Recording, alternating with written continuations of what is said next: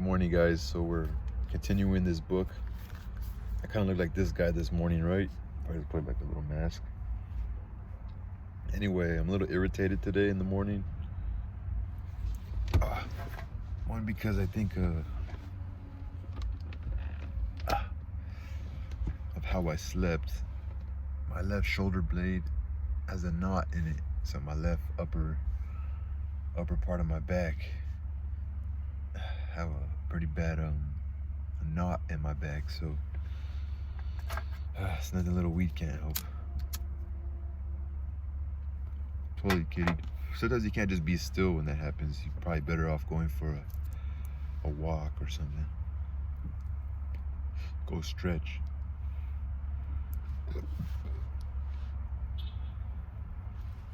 So anyway, where are we at?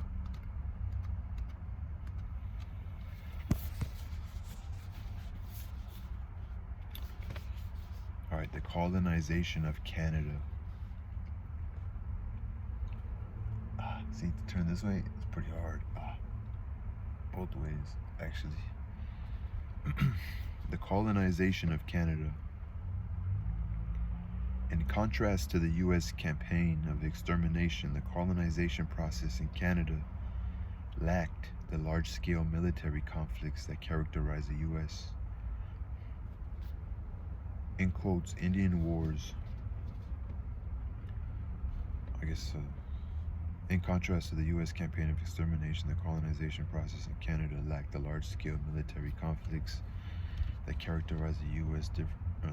Indian wars.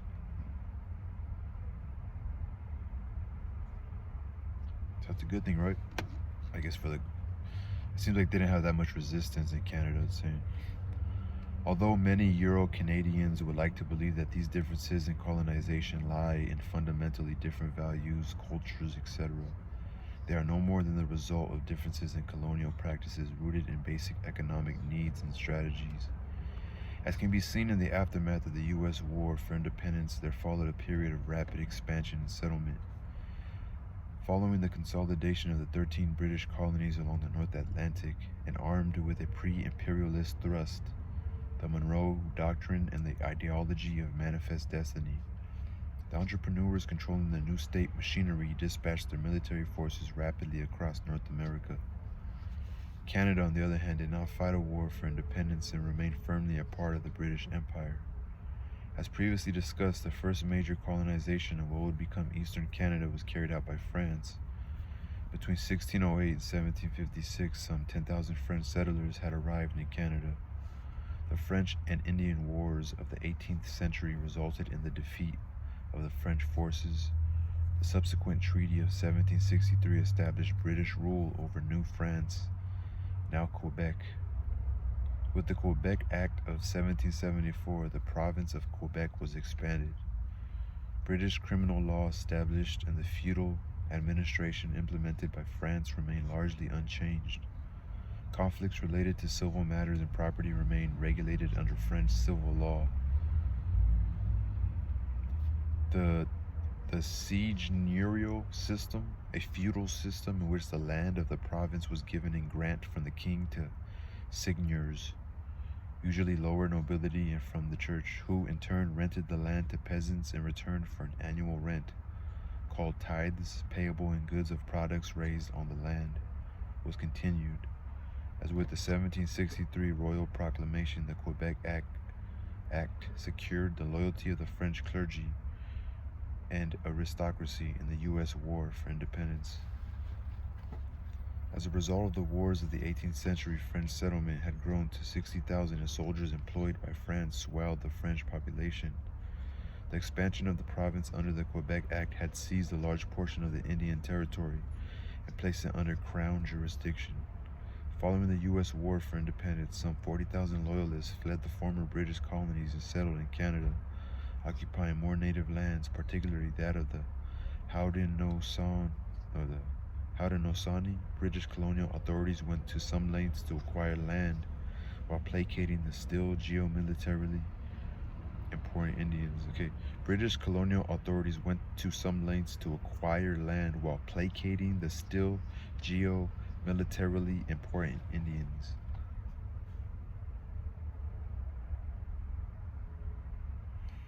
So taking care of the Indians who were low-key working for them. While remember, so geo-colonialism is like using their own kind against them, you know. While the colonialists were busy consolidating the administration of British North America, the Pacific Northwest was coming under increased reconnaissance. Beginning in 1774, the first recorded colonizers into the area of British Columbia came aboard the Spanish ship Santiago. 4 years later, an expedition led by James Cook descended upon the area, leading to the establishment of a large and profitable fur trade. The dominance of the fur trade would last until around 1854, when European settlement began to increase rapidly, along with the mining and logging industries. As a result of the early dominance of the fur trade, which relied on native collaboration, British colonizers curtailed their military operations. Nevertheless, conflicts did erupt, primarily against British depredations. As more ships frequented the area, clashes spread with attacks on colonial vessels and the shelling of native villages.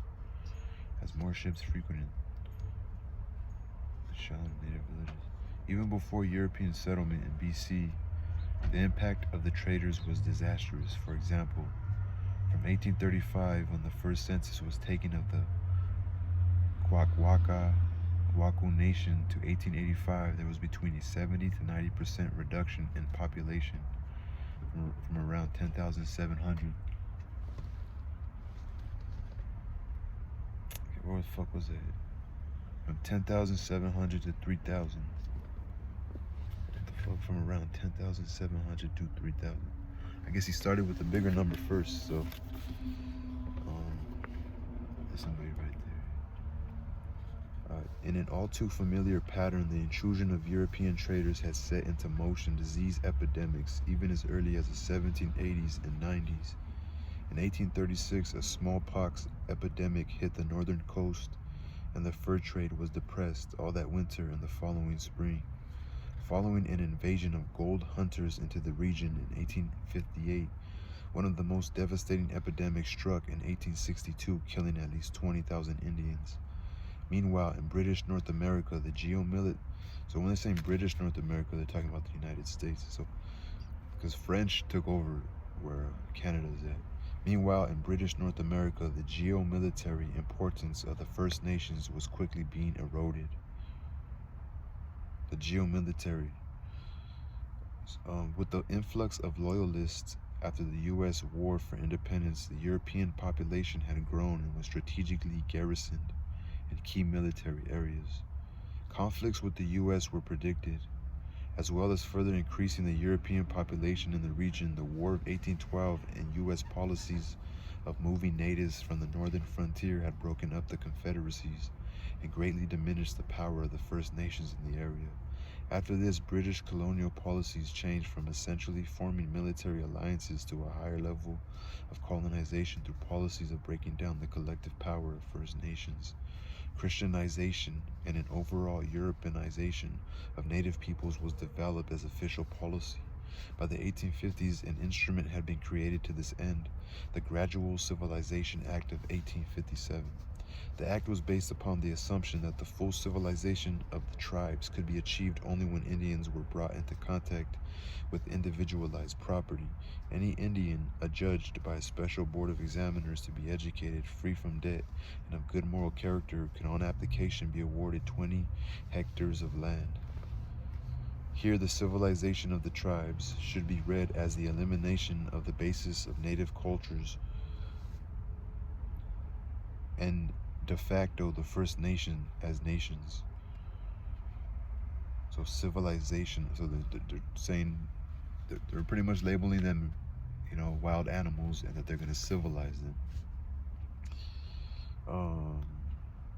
Yeah, my fucking back hurts, guys. I'm not radical, bro. I'm not radical. Alright,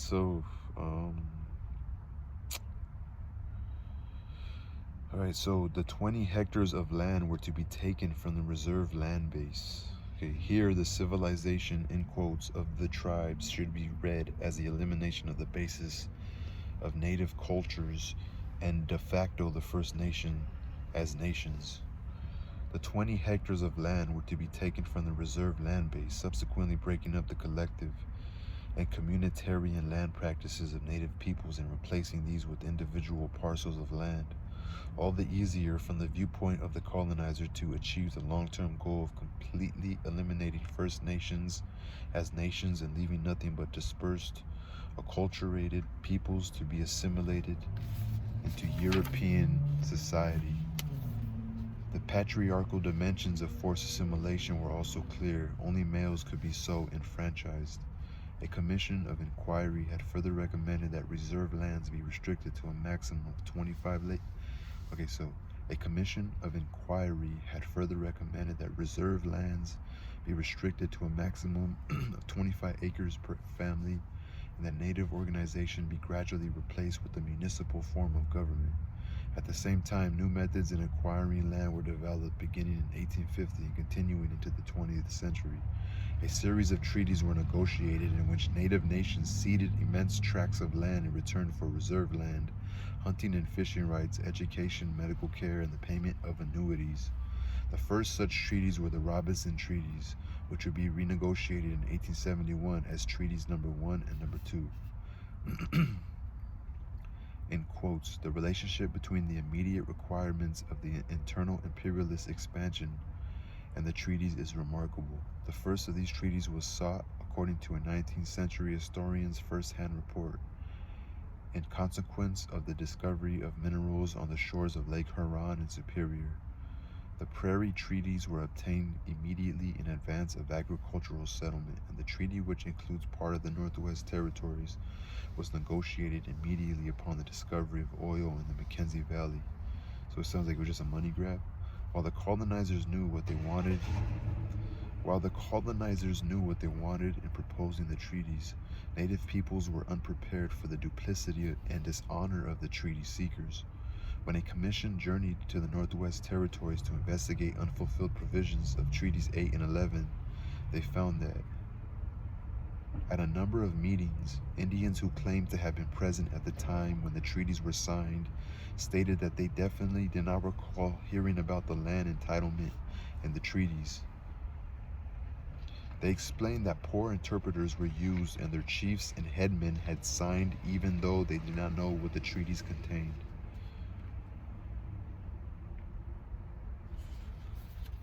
The treaties were important aspects of the plan for the expansion of Canada westward and economic development based on resource extraction and agriculture. Indeed, the Confederation of Canada and British North America Act of 1867 was aimed primarily at consolidating the then existing eastern provinces and facilitating in this westward expansion the primary instruments seen as a Trans-Canada Railway, telegraph lines, and roads. Expansion as seen not only as economically necessary but also politically urgent, as the U.S. was expanding westward at the same time. The invasion of the prairie regions was not without conflict. The most significant resistance in this period was that of the Métis peoples, descendants of primarily French and Scottish settlers and Cree, and what would become Manitoba. The Red River Rebellion, also known as the First Riel Rebellion after Louis Riel, a Métis leader, erupted following an influx of Euro-Canadian settlers and the purchase of the territory from the controlling Hudson's Bay Company by the government of Canada. The rebellion was directed against the annexation of the territory over the Métis, who numbered some 10,000 in the region. A force of 400 armed Métis seized a small garrison and demanded democratic rights for the Métis and the Confederation. The following year, the Manitoba Act made the territory a province. However, 15 years later, in 1885, the Métis, along with hundreds of Cree warriors under the chiefs Big Bear and Opetekahanawawan, also known as Pound Maker, were again engaged in widespread armed resistance against colonization. For almost 4 months, the resistance continued against thousands of government troops, which, unlike in 1870, were now transported quickly and en masse on the new Canadian Pacific Railway. After several clashes, the Metis and Cree warriors were eventually defeated. The Cree and Metis guerrillas imprisoned, killed in battles, or executed. Another Metis leader, Gabriel Dumont, escaped to the U.S. Gabriel Dumont. The Metis and Cree resistance of 1885 was the final chapter of armed resistance in the 19th century. However, the use of military force in controlling native peoples was already being bypassed by the Indian Act of 1876, itself a reaffirmation and expansion on previous legislation concerning native peoples. This act, with subsequent additions and changes, remains the basis of native legislation in Canada today. This is like, I guess, the French or the colonizers going to, like, lining up to go travel to go against the Metis people. This is like a more modern photo of a native person protesting. That's the end of that chapter. That's the end of that. Pretty sure. Actually, it's not, so I have half a page left. Alright. Under the Indian Act, the federal government, through its Department of Indian Affairs, is given complete control over the economic, social, and political affairs of native communities. So there's an Indian Act, but they have no control of their own kind of people. More than just a legislative instrument to administer Indian affairs, in quotes, the Indian Act was and is an attack on the very foundations of the First Nations as nations. Besides restricting hunting and fishing, criminalizing independent economic livelihood, i.e. in 1881, the act made it illegal for natives to sell, barter, or traffic fish. The act also declared who was and who was not an Indian. It removed Indian status from native women who married non-natives and criminalized vital aspects of native organization and culture, such as the potlatch, the Sundance, and powwow. What the heck? They criminalized what? Everything that formed the political, social, and economic basis of native societies was restricted. The culture was attacked because it stood as the final barrier of resistance to European colonization. In the area of political organization, in quotes, the Indian Act of 1880 created a new branch of the civil service that was to be called the Department of Indian Affairs. It once again empowered the Superintendent General to impose the elective system of band government. In addition, this new legislation allowed the Superintendent General to deprive the traditional leaders of recognition by stating that the only spokesmen of the band were those men elected according to the Indian Act.